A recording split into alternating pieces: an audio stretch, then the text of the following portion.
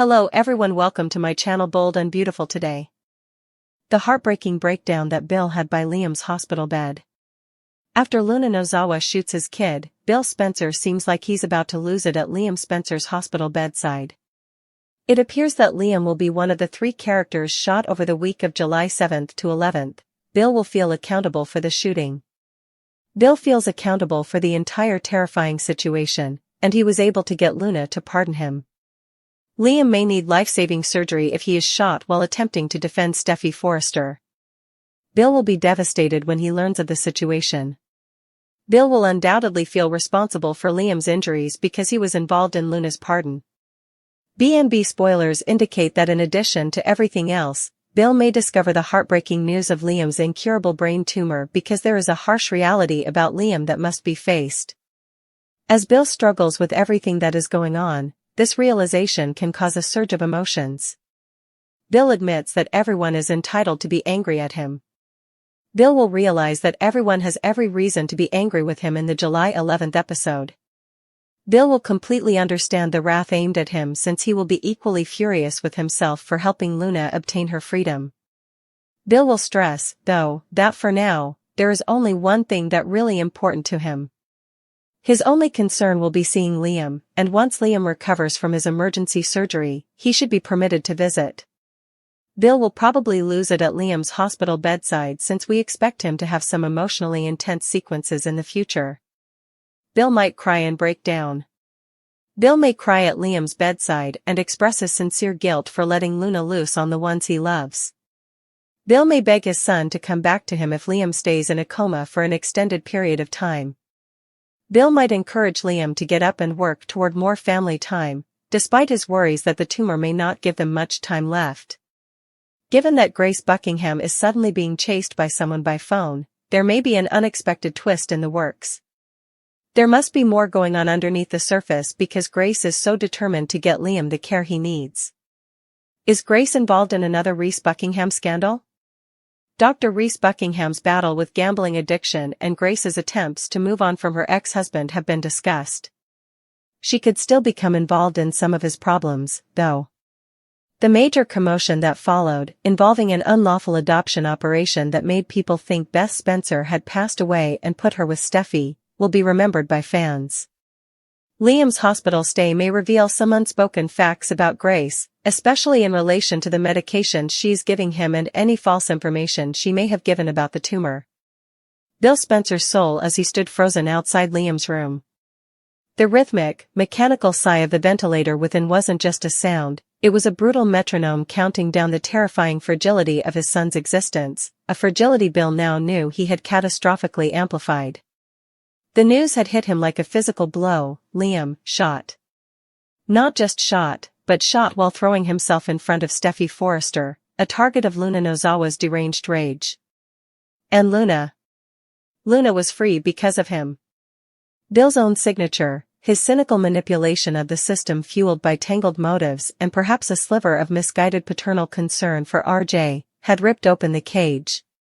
He'd handed the gun, metaphorically, to a woman whose instability he'd underestimated, and now his son lay broken on the other side of that door, fighting for life after emergency surgery.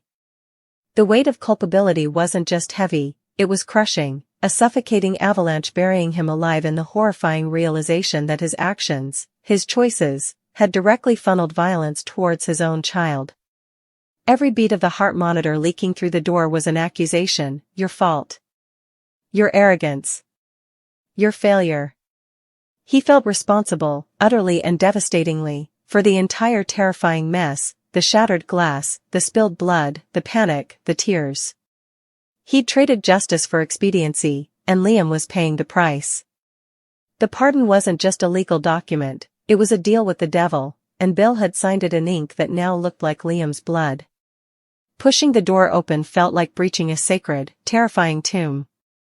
The sight within stole the breath he didn't realize he was holding. Liam, pale as the sheets, dwarfed by machines, tubes snaking from his arms, a bandage stark against his temple where the bullet had grazed perilously close to ending everything. The vibrant, sometimes infuriatingly principled man Bill loved more fiercely than he often knew how to express was reduced to this heartbreaking vulnerability. Bill's knees threatened to buckle. He gripped the doorframe, the polished metal cold and unyielding against his palm, a feeble anchor in a world suddenly tilted off its axis. Steffi's tear-streaked face, Ridge's stony, accusing glare from across the room, he absorbed them all, the collective fury and grief a palpable force. He didn't need their words, their eyes screamed the indictment he already felt etched onto his own bones. Look what you did. He acknowledged it silently, meeting Ridge's gaze for a fleeting, agonizing second. Yes, they had every right to their rage, every right to wish him into oblivion. He was furious enough at himself for 10 lifetimes. He'd played God, tinkering with fates he had no right to touch, and the divine retribution had been swift and brutal, striking directly at the heart of his own world. His usual defenses, the bluster, the control, the Spencer arrogance, lay in ashes at his feet. There was only one thing that mattered now, one single, desperate focus cutting through the guilt and the fear: Liam. Seeing him, being near him, absorbing the faint rise and fall of his chest, proof that life, however tenuous, still clung on. He would weather any storm of anger, endure any silent condemnation, if only he could just be here, a sentinel against the encroaching darkness threatening his boy. Earlier, in the suffocating quiet of the waiting room punctuated by Brooke's quiet sobs and Hope's shell-shocked silence, the doctor's hesitant words had dropped like another bombshell amidst the chaos of the gunshot wound. Words like inoperable, tumor, advanced, painting a picture of a hidden battle Liam had been fighting alone. The gunshot was a sudden, violent catastrophe, but this was a slow, insidious thief Bill hadn't even known was lurking in the shadows, stealing his son from him molecule by molecule. The revelation had unleashed a tsunami within him, a chaotic whirlpool of terror, disbelief, and a profound, aching sorrow that dwarfed even the sharp guilt of the shooting. His son, his strong, stubborn son, was facing a death sentence Bill hadn't known existed. How long? How much pain had Liam hidden? The questions hammered at him, unanswered, amplifying the helplessness to a paralyzing degree. It felt like the universe was conspiring in its cruelty, first the external violence he'd enabled, now this internal, invisible enemy. The timing was obscene. The tumor cast a long, terrifying shadow over Liam's recovery from the shooting. Survival from one threat felt meaningless if the other remained unchecked. The dual burden of responsibility, for the immediate, bloody crisis and for the years of unseen suffering he'd been oblivious to, pressed down on Bill with an unbearable weight, making the sterile hospital air feel thick and unbreathable. His world wasn't just crumbling, it was disintegrating into dust, revealing a horrifying abyss beneath. Alone now, the hum of the machines the only sound, the carefully constructed fortress of Bill Spencer finally shattered. The imposing titan of industry, the man who commanded boardrooms and bent wills to his own, dissolved into a raw, broken figure beside the bed. He sank into the chair, the vinyl creaking under his weight, a sound lost in the guttural sob that tore from his throat. Tears, hot and unrestrained, streamed down his face, tracing paths through the grim mask of despair. He reached out, his hand trembling violently, to gently encase Liam's lax fingers, cold and unresponsive. The contact unleashed a torrent of whispered agony. "Liam, son. God, I'm so sorry." His voice, usually so commanding, was a ragged, broken whisper, thick with tears. "This is on me. All of it. Luna, her freedom. I did that. I opened the door and let this nightmare in." He leaned closer, his forehead almost touching the bed rail, his breath hitching. I thought I was fixing something, controlling something. Instead, I unleashed her on everyone I love, on you." The image of Liam shielding Steffi flashed behind his closed eyelids, his son's inherent heroism, a stark contrast to his own catastrophic failure. "Please," he choked out, the plea ripped from the deepest, most terrified part of his soul, "please, wake up. Open your eyes. Fight. Don't you leave me, Liam. Not like this. Not now." He squeezed the unresponsive hand, willing life, awareness, anything back into it. We have so little time," he murmured, the tumor specter rising again, chilling his blood even amidst the warmth of his tears. "This damn tumor, but we have now. We have moments. Please, son, come back to us. Come back to me. Let me be your father. Let me try to fix this. The words dissolved into wrenching sobs, his shoulders shaking uncontrollably. This was the breakdown years in the making, a lifetime of guarded emotions, of transactional relationships, of power plays, collapsing under the unbearable weight of paternal love, guilt, and the terrifying prospect of irreversible loss. The mighty Bill Spencer was reduced to a weeping supplicant at the altar of his son's fragile survival, bargaining with a universe that seemed determined to punish him through the one person he couldn't bear to lose. Yet, even in the depths of his personal hell, a discordant note vibrated beneath the surface of the hospital's tense drama. Grace Buckingham, a figure whose resolute determination to find treatment for Liam's tumor sometimes bordered on frantic, moved with a purpose that felt slightly off-kilter. Her whispered, urgent phone calls in secluded corners, the way her eyes darted away when questioned too closely about specific specialists or protocols, the subtle defensiveness when Brooke inquired about the pills she meticulously administered, it all hinted at shadows dancing just out of sight.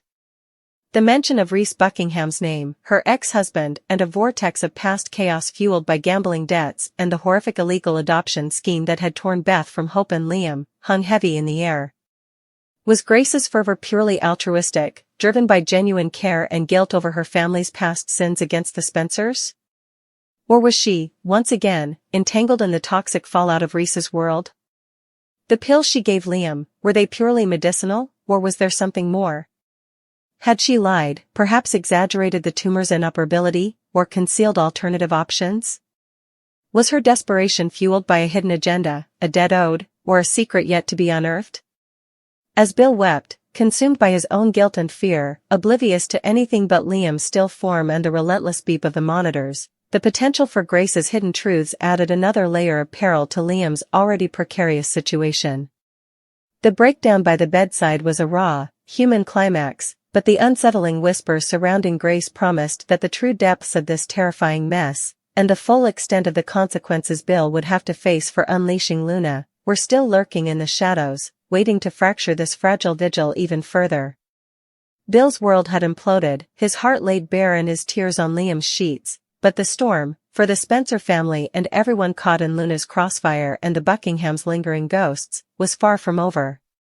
The path to any possible absolution was paved with shattered glass, spilled blood, and secrets yet to bleed. Bill has no excuses when Liam's rescue goes awry.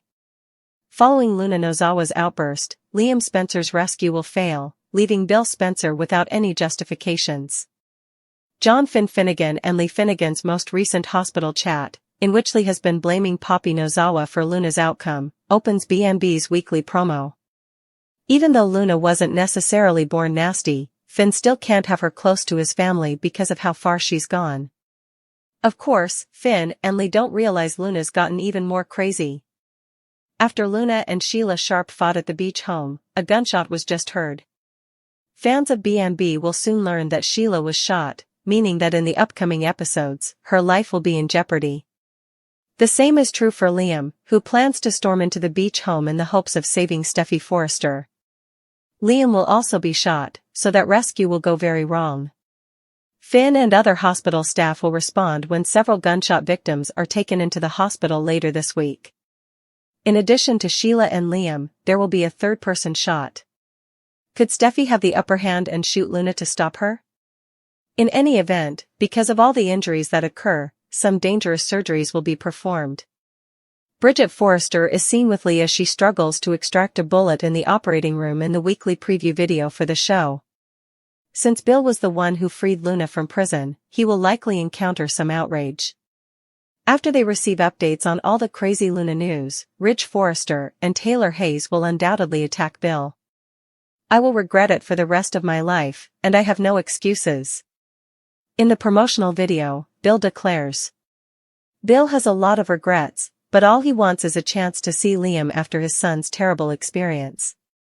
Liam Spencer's valiant but tragically misguided attempt at heroism collides headlong with the unchecked fury of Luna Nozawa, culminating not in salvation, but in carnage, and leaving Bill Spencer utterly exposed, stripped bare of any possible justification for the catastrophic chain reaction he set in motion. The chilling resonance of a single gunshot at Sheila Sharp's beach house, the violent punctuation mark to Luna and Sheila's desperate struggle, is merely the overture to a symphony of violence that will reverberate through the halls of emergency rooms and the hearts of the Forresters, Spencers, and Finnegans alike. While Finn and Lee Finnegan, cloistered in the sterile confines of the hospital, dissect Luna's descent into darkness, laying the blame squarely at Papi Nozawa's feet for the daughter she raised, their clinical analysis is rendered horrifically obsolete by the raw, unhinged reality unfolding miles away. They debate the origins of a monster, blissfully unaware that the monster has evolved, shedding the last vestiges of restraint, her rage now a white-hot, indiscriminate force.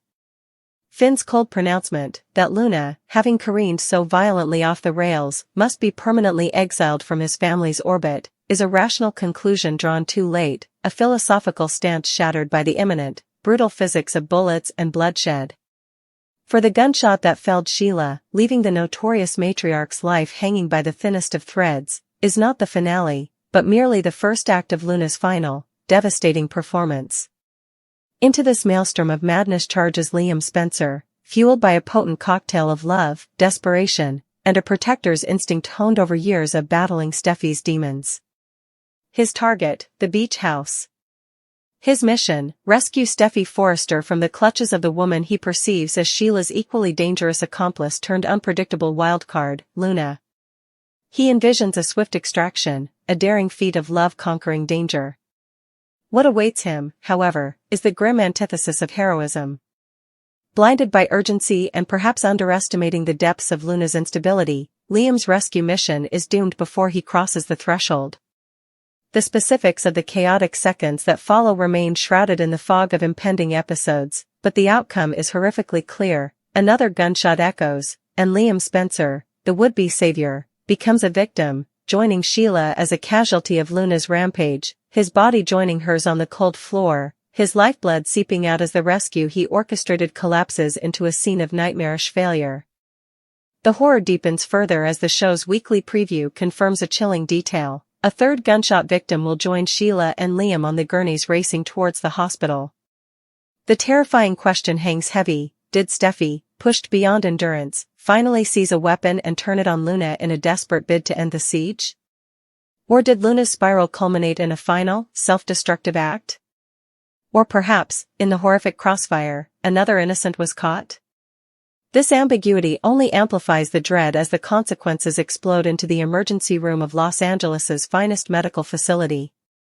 The serene hospital corridors, where moments before Finn and Lee debated nature versus nurture, are abruptly transformed into a war-zone triage center. Finn, Lee, and the medical team are thrust into a maelstrom of their own, reacting with stunned horror as not one, but multiple gunshot victims, Sheila, Liam, and the mysterious third, are wheeled in, their injuries critical, their lives teetering on the precipice. The detached analysis of Luna's psychology is instantly replaced by the visceral reality of trauma surgery, the beeping monitors, the shouted orders, the frantic race against time.